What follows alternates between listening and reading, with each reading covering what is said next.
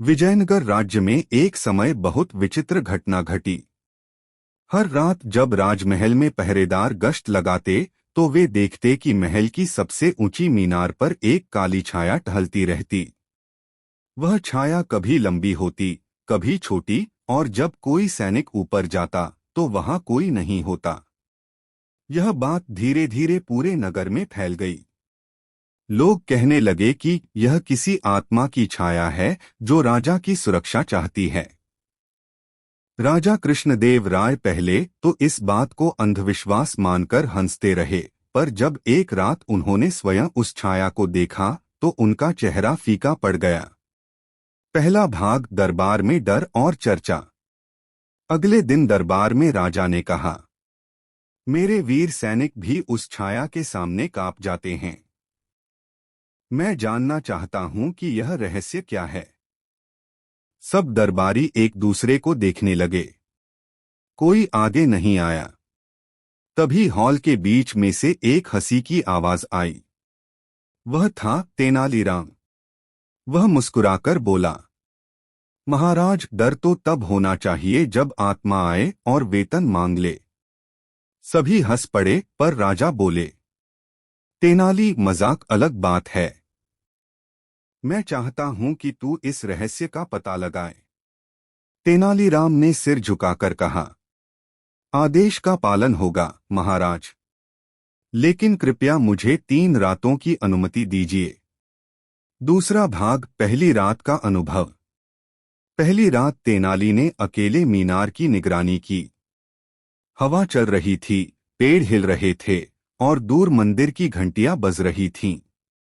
आधी रात के करीब उसने देखा, वह काली छाया मीनार की दीवार पर धीरे धीरे घूम रही थी। तेनाली ने ध्यान से देखा, छाया एक इंसान की लग रही थी, पर उसके कदमों की कोई आवाज नहीं थी। वह पास गया और अचानक वह छाया गायब हो गई। तेनाली समझ गया कि यह कोई साधारण बात नहीं। उसने मन ही मन कहा, अगर यह आत्मा है तो अगली रात मैं इसका चेहरा देखूंगा।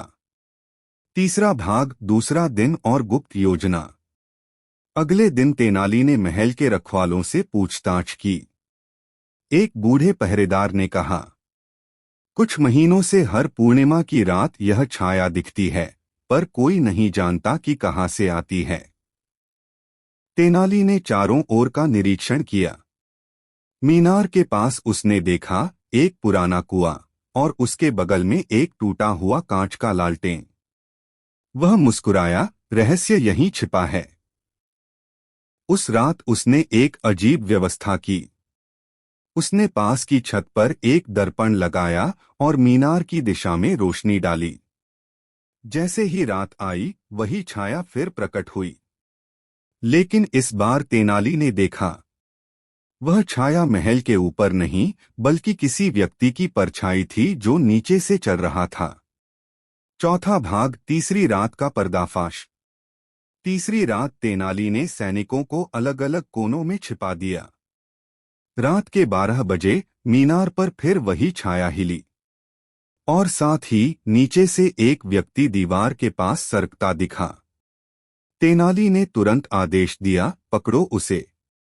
सैनिकों ने दौड़कर उस आदमी को पकड़ लिया।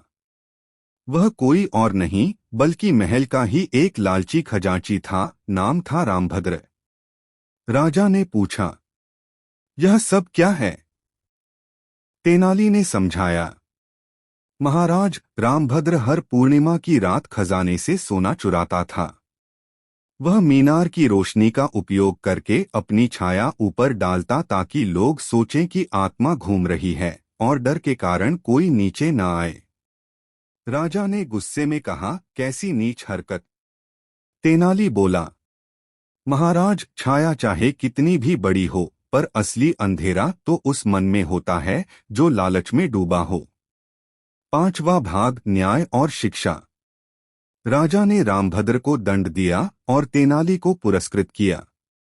पूरा नगर फिर से शांत हुआ।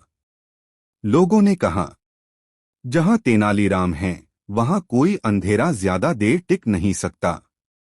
तेनाली मुस्कुराकर बोला, महाराज, सच और झूठ के बीच बस उतनी ही दूरी होती है जितनी एक दीपक और उसकी छाया के बीच। कहानी का संदेश, मोरल: भय हमेशा भ्रम से जन्म लेता है और बुद्धिमत्ता वही है जो भ्रम में भी सच्चाई देख ले। जिस मन में लालच है वहां रोशनी भी छाया बन जाती है। Please like, share and subscribe our YouTube channel.